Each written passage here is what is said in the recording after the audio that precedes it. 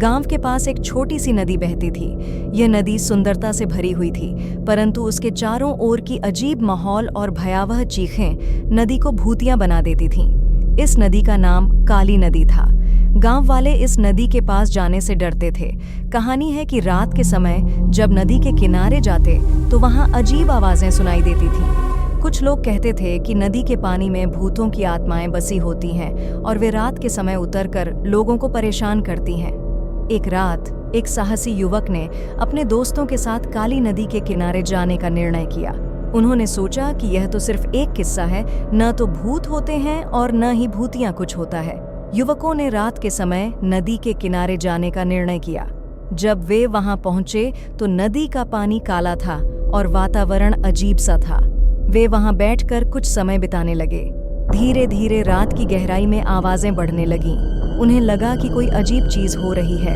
वे डरकर अपने घर की ओर देखने लगे, लेकिन वहां कोई नहीं था। तभी एक अजीब सी आवाज आने लगी। कौन है? उन्होंने पलट कर देखा, लेकिन कुछ नहीं था। उन्होंने दोबारा आवाज सुना, कौन है? और इस बार वह नदी की तरफ देखा। उन्हें देखते ही डर से उनके होश उड़ गए। नदी के पानी में कुछ आधा दिखाई दिया, जैसे कि कोई अंधेरे में छिपा हुआ हो। वे उसे नजदीक से देखने लगे तो उन्हें हैरानी हुई। वह जो कुछ भी था वह आत्मा नहीं था, बल्कि वह एक विद्युतीय निर्मित चीज थी जो चारों ओर की सभी चीजों को नष्ट कर रही थी। युवकों ने तुरंत वहां से भागने का निर्णय किया। वे गांव लौटे और उन्होंने अपने सभी दोस्तों को नदी के किनारे जाने से रोका।